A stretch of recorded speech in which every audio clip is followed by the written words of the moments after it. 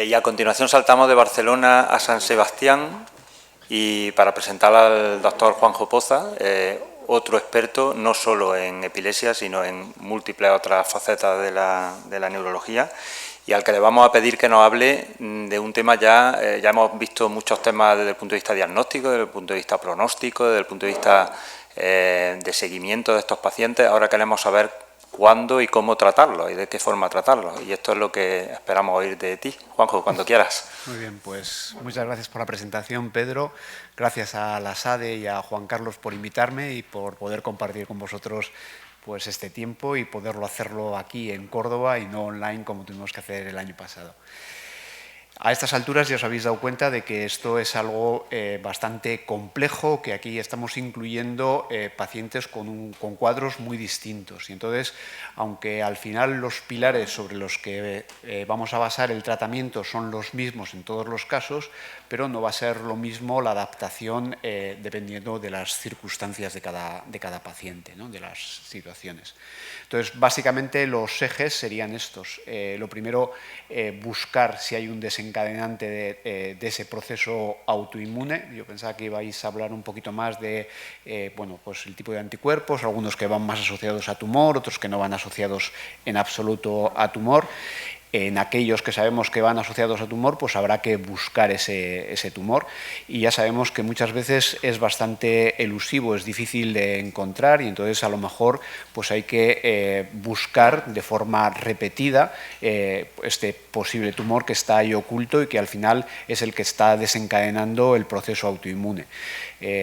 Esto lo podemos hacer de varias maneras. Mi técnica favorita es el PET, y normalmente cuando hay un cuadro que sabemos que va asociado a tumor, pues repetirlo cada 6 meses, un año, dependiendo un poco de cómo estemos controlando el paciente. Dentro de estos desencadenantes y también asociados a tumor, pues nos ha aparecido un nuevo elemento, y es los tratamientos antitumorales inmunológicos, que cada vez se están extendiendo más, con anticuerpos monoclonales que van contra bueno, elementos reguladores de la respuesta inmune. En el fondo, lo que están buscando estos anticuerpos monoclonales es liberar el sistema inmune para que reconozca el tumor y sea el propio sistema inmune el que destruya el tumor, pero esta liberación del sistema inmune de una manera un poco amplia, pues con cierta frecuencia se asocia a una encefalitis autoinmunes. Normalmente lo manejan bastante bien los oncólogos, ya suelen poner corticoides previamente. Hasta ahora no estaban referidas la presencia de crisis en estos cuadros, pero ya hay algunas series de pacientes en los cuales se habla de crisis asociadas a estas encefalitis autoinmunes por los anticuerpos que liberan estos puntos de control del sistema inmune. Por lo tanto, pues es otra cosa que habrá que considerar, y aquí la posibilidad de actuar sobre el factor desencadenante es más complicado, porque por un lado tenemos el tratamiento del tumor, de un tumor grave, que cuando ya se llega a estos tratamientos generalmente pues está siendo resistente a otras líneas de tratamiento, y por tanto el retirar la medicación, que es lo que está favoreciendo la encefalitis autoinmune, pues puede tener consecuencias dramáticas para la supervivencia del paciente. Y bueno, pues entonces a lo mejor tenemos que intentar adaptar el tratamiento para poder mantener ese tratamiento antitumoral. Luego las otras dos líneas pues van a ser la inmunoterapia y pues también los fármacos antiepilépticos. Cuando hablamos de inmunoterapia, pues al final están los tres elementos clásicos, que son los corticoides a dosis altas, pues 1 gramo de metilprednisona al día durante 5 días, y luego pues una pauta descendente y mantenimiento pues más o menos a largo plazo. Ya digo que esto va a depender mucho de las situaciones. No es lo mismo tratar una encefalitis autoinmune, un cuadro muy agudo o que se presenta en un estatus epiléptico, en un NORSE o en un FIRES, o un paciente pues como estos otros que nos contaba ahora Mercé, en los cuales pues tiene una epilepsia farmacoresistente y encontramos unos anticuerpos anti-GAD. La actitud es diferente porque la situación clínica del paciente es distinto. Pero bueno, volvemos, tenemos los anticuerpos, tenemos las inmunoglobulinas, y tenemos la plasmaféresis, que según los sitios pues tampoco es muy fácil de hacer. Personalmente en mi hospital hacer una plasmaféresis pues tiene bastantes complicaciones y al final pues siempre nos acabamos manejando con los corticoides o las inmunoglobulinas. Se ha repetido varias veces la importancia del tiempo, que la inmunoterapia sea agresiva, pero proporcional a la situación del paciente y pues a veces puede ser que utilicemos uno de los elementos o a lo mejor tenemos que combinar dos, dependiendo de la situación del paciente.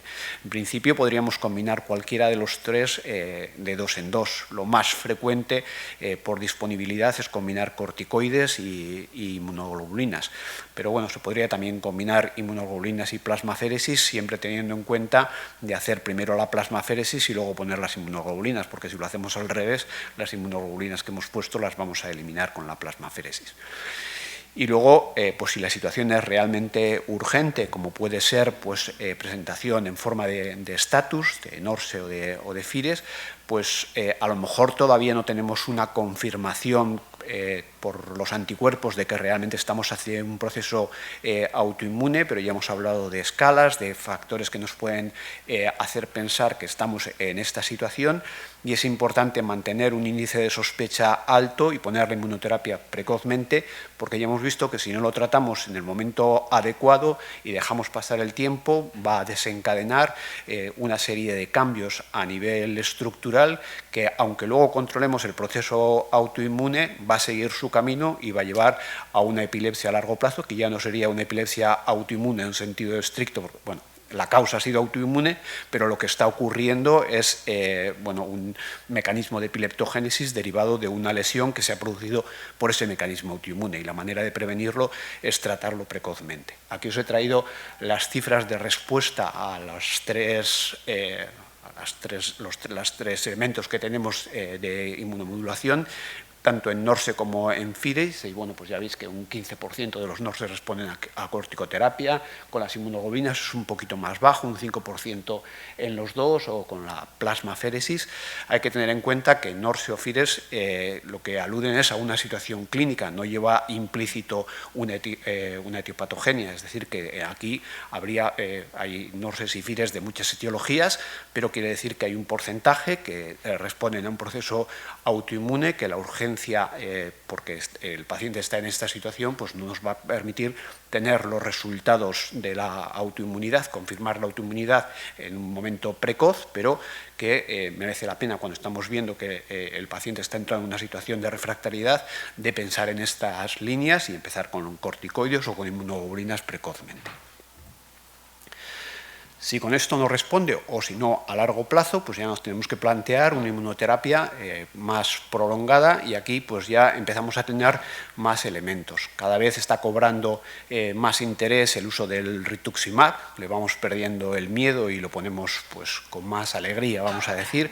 Esto nos puede servir para pacientes que no han respondido a la primera línea de inmunoterapia y también como tratamiento de mantenimiento y de seguimiento. También podemos hacer, pues poner inmunoglobulinas de forma periódica o ya los fármacos más clásicos como puede ser la acetoprina, el micofenolato o la ciclofosfamida. Hay que tener en cuenta si vamos a elegir micofenolato o acetoprina que son fármacos que tardan tiempo en empezar a hacer efecto, entre 2-3 meses el micofenolato, hasta 6 meses a veces la acetoprina, entonces no va a ser inmediatamente quitar los corticoides, poner uno de estos fármacos y esperar porque dejamos al paciente desprotegido durante todo este tiempo, así que habría que prolongar el tiempo con corticoides durante más tiempo.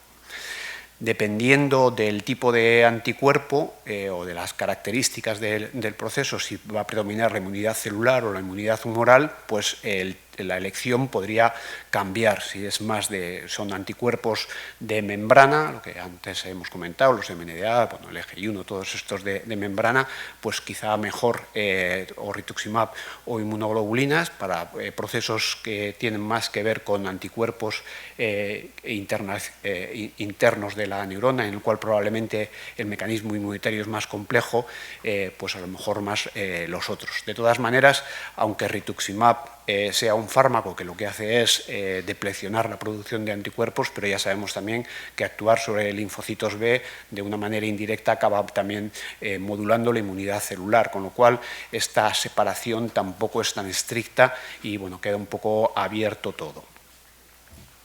Y en casos resistentes, pues también vamos incorporando nuevas armas, fármacos que de momento solo tienen indicación en artritis reumatoide, fundamentalmente el tocilizumab o el anakinra.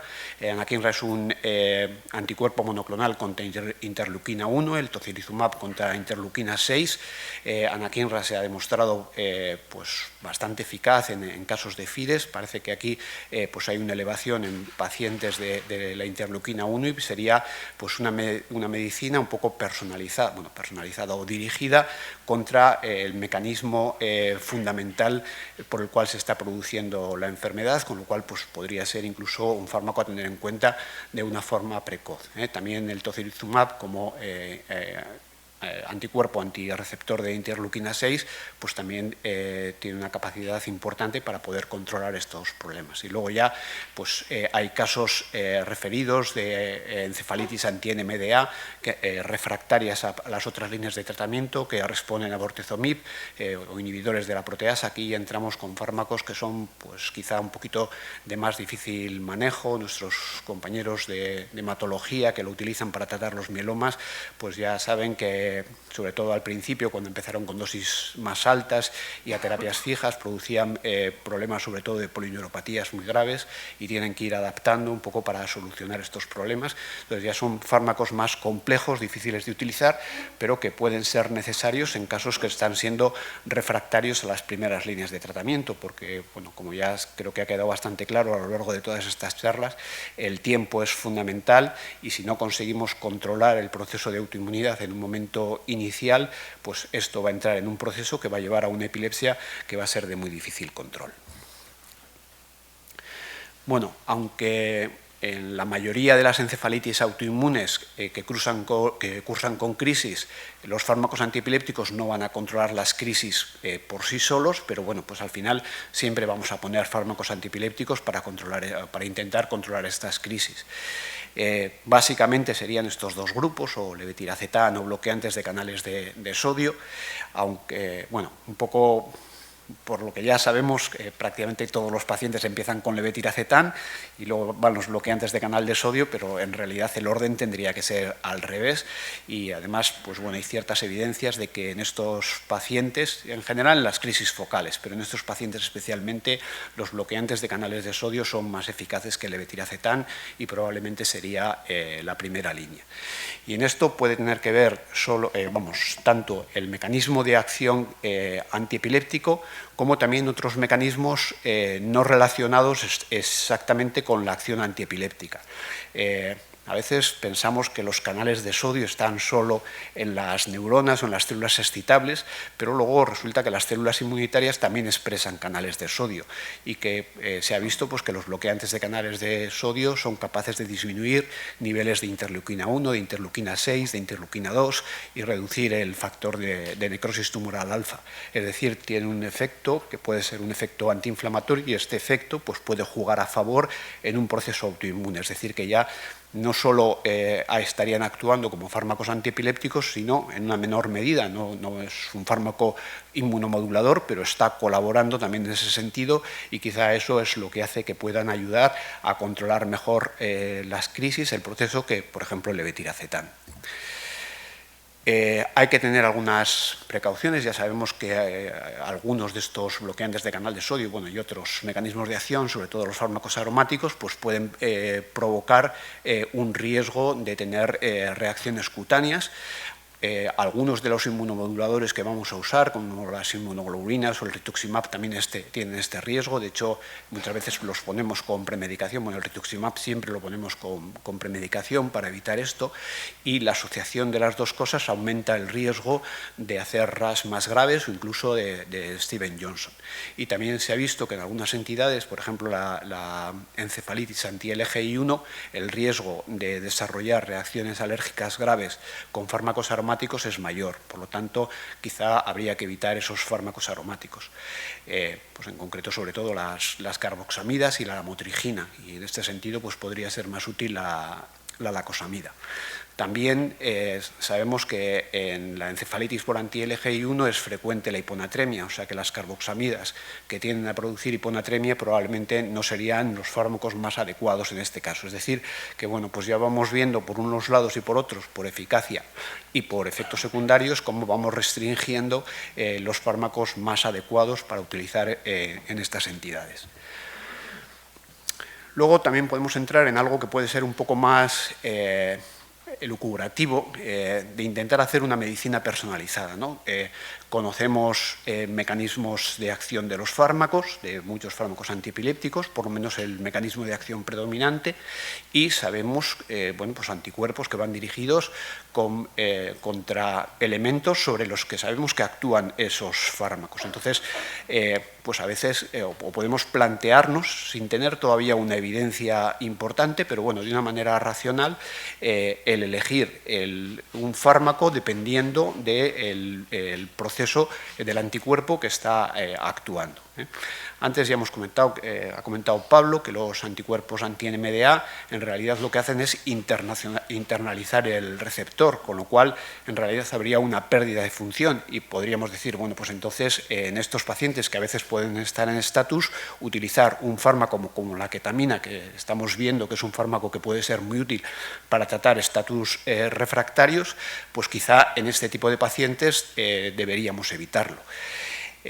La verdad es que no hay demasiada evidencia, pero hay series en las que se ve justo lo contrario, es decir, que series de muy poquitos pacientes. En total creo que he visto 7 u 8 pacientes, pero que han respondido adecuadamente a ketamina. Así que, bueno, pues quizá esto nos lo podemos plantear y a lo mejor pues, ir recogiendo los casos y ver lo que está ocurriendo. Quizá porque aquí volvemos otra vez a otros mecanismos no necesariamente relacionados con la actividad antiepiléptica, y es que la ketamina pues, tiene cierto efecto de bloquear los linfocitos B y disminuir y aumentar la producción de interleuquina 10, que tiene un efecto antiinflamatorio. Entonces, bueno, no hay mucha experiencia en este sentido, pero la poca experiencia que hay es favorable y va un poco en contra de lo que podríamos pensar racionalmente. Lo contrario ocurre con las encefalitis anti-AMPA. Aquí sí que al final, bueno, por un proceso de que unos se internalizan y que los que salen están activados y más fosforilados y por tanto ya el canal de AMPA no solo deja entrar sodio, sino que deja entrar también calcio, pues bueno, al final en las encefalitis anti-AMPA hay una hiperactivación de los receptores AMPA, entonces poder utilizar fármacos específicos que actúen sobre el receptor AMPA como el perampanel, pues podría tener utilidad. La verdad es que buscando bibliografía al respecto hay muy poco. Yo solo he encontrado un caso de un paciente con una buena respuesta. Con esto no es suficiente para poder recomendarlo, pero bueno, esto aquí en esta parte simplemente pues pretendo despertar cierta inquietud y pensar hasta qué punto pues, podemos ir actuando sobre dianas que sabemos que están alteradas. Y dentro de esta misma elucubración y sobre mecanismos un poquito específicos, pues bueno, antes hemos hablado de las encefalitis anti-GAZ, de anticuerpos anti-GAZ65. GAZ65 es uno de los enzimas que transforma el glutamato en GABA, está también la GAZ67, con lo cual lo que habría es una disminución de GABA. Sabemos que tenemos varios fármacos que actúan sobre el receptor de GABA. La verdad es que todos necesitan GABA para que el fármaco sea eficaz, porque lo que hacen es modular alostéricamente el GABA, tanto las benzodiazepinas, bueno, también los receptores omega, pero eso no nos interesa aquí como antiepiléptico, como el cenobamato, del que hemos hablado en la sesión anterior, que bueno, dentro de sus mecanismos, pues uno es una modulación alostérica de GABA en un punto diferente de las benzodiazepinas. El propofol lo que hace es aumentar la fijación de GABA al receptor, con lo cual al final todos ellos lo que hacen es aumentar el efecto del GABA. Podríamos pensar que si tenemos poco GABA, pero optimizamos ese GABA haciendo que tenga más eficacia, pues realmente estamos actuando sobre el mecanismo por el cual se están produciendo las crisis y quizá podríamos tener más eficacia. No hay ninguna evidencia al respecto. Esto es simplemente, bueno, pues pensar en qué es lo que está yendo mal y de qué manera podríamos actuar específicamente sobre esa diana. Pero bueno, no deja de ser una elucubración y bueno, pues si vamos teniendo experiencia, pues habrá que comunicarlo. Esto sí que es un caso anecdótico, hemos hablado de crisis que pueden sugerir determinadas formas de encefalitis autoinmune. Dentro de las crisis asociadas a anti-LGI1 están las crisis de piloerección y a veces desencadenadas con hiperventilación, y hay algún reporte de que responden favorablemente a cetazolamida. Pues bueno, si tenemos algún paciente con estas crisis y que están siendo refractarias, pues es algo que podemos probar, porque a estos autores, en estos 4 pacientes, pues les fue bien con este fármaco, así que bueno, pues nos da una posible solución a un cuadro que no está respondiendo. Dentro del tratamiento de la epilepsia, pues cada vez vamos pensando más en dieta cetogénica de la epilepsia y de epilepsia refractaria y también del estatus. La verdad es que esto nuestros compañeros de neuropediatría lo utilizan mucho más, y en adultos pues lo hemos dejado un poco olvidado, un poco pues quizá porque es más difícil de hacer, pero bueno, hay que tener en cuenta que ya no es imprescindible siempre hacer una dieta cetogénica estricta, y que a veces pues se puede conseguir también buenos resultados con dietas un poco más llevaderas, como puede ser la dieta de Atkins modificada. Y bueno, pues ya hay algunas series de pacientes todavía cortas, a veces en estatus y otros simplemente de seguimiento, de epilepsias de origen autoinmune en todo este complejo, y que se benefician de dieta cetogénica. Y también pues, para epilepsias refractarias, y hemos visto cómo algunas de estas autoinmunes lo que provocan es una esclerosis del hipocampo, pues existe la posibilidad de cirugía. Durante tiempo se planteó si realmente era eficaz o no. Sí se ha visto que la eficacia es menor que en otras epilepsias, en otros tipos de esclerosis mesial, pero no quiere decir que no haya pacientes que puedan responder, y por tanto pues, es algo que nos podríamos plantear cuando sea oportuno. Lo otro que me comentaban es el pronóstico. ¿Cuál es el pronóstico? Pues simplemente 2 palabras. He traído la primera serie de Dalmau, de encefalitis anti-NMDA. Más o menos en el resto los porcentajes pueden cambiar algo, pero va de una forma parecida. Y veis que pues, casi la mitad tuvieron una recuperación completa, y casi algo más del 25% pues, quedaron con secuelas discretas, sobre todo a nivel de memoria. Es decir, pues bueno, un 75% podríamos decir que evolucionan bien o que pueden evolucionar bien, y si vemos con las otras, pues más o menos, algunas con unos porcentajes un poco más altos, otras con porcentajes algo más bajos. Y cuando se analizan cuáles son los factores de los que depende el pronóstico, el único que sale significativo es la utilización de tratamiento inmunomodulador y el tratamiento inmunomodulador precoz. Entonces, pues termino con el mismo mensaje que he empezado al principio. Esto pues, son entidades que tenemos que tener en la mente, que tenemos que tener un alto índice de sospecha, y que sobre todo en estos cuadros más aparatosos de encefalitis, de cuadros encefalíticos que debutan con crisis muy frecuentes o con estatus, pues poner el tratamiento inmunomodulador precozmente, que de esta manera podremos evitar que se desarrolle una epilepsia posterior. Y con esto termino. Muchas gracias.